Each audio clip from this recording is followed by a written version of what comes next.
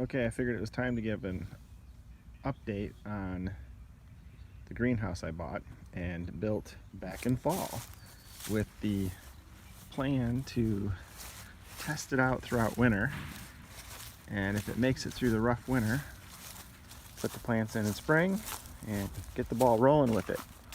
So you might see in the distance here that the greenhouse is now just a frame. So in the previous part of this video, I showed you what happened, that we had a major windstorm came through, and despite having secured this thing in the extreme, the wind won and ripped it off. So I looked over here and it was about half off, came back, tried to put it back on, battled with it for quite a while, and we were not successful. So had to end up just cutting it loose.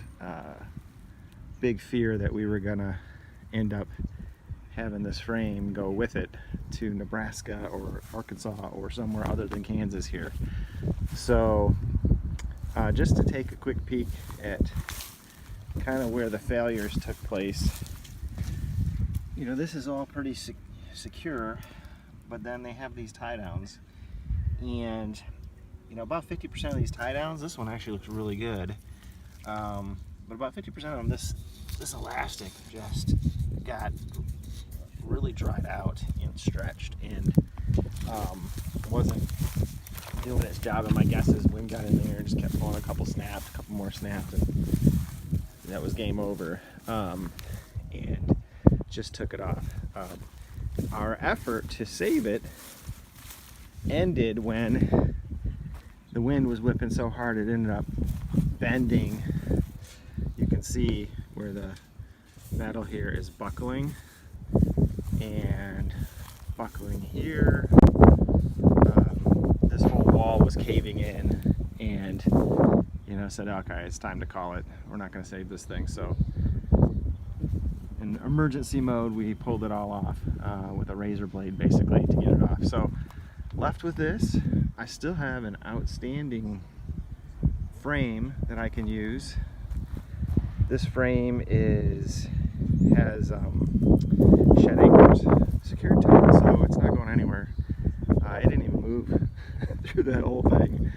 And you know, you can see on the frame here that the different clips that I used, or clamps that I used to hold this down, held. So other than the buckling here on the one side, the frame pretty much did its job. It's just that cover wasn't what I need. So, you know, since I have an opportunity to start from scratch here, I decided what I'm gonna do is build a wooden structure. So we'll get this metal off here, and we'll just do it differently with a wooden structure. Kind of waiting to see what happens with the economy here. You know, we're in the middle of COVID-19, so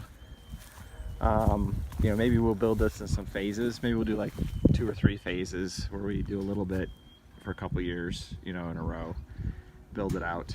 But hopefully we can get a little bit of usable greenhouse section built this season. So anyway, wanted to give you the update. Was really excited, was about ready to put plants in there literally the same day that this thing came down. So was actually just waiting for the wind to die down to do it, and lucky we didn't. Would have lost some plants, I think. So that's the only good news. But live and learn.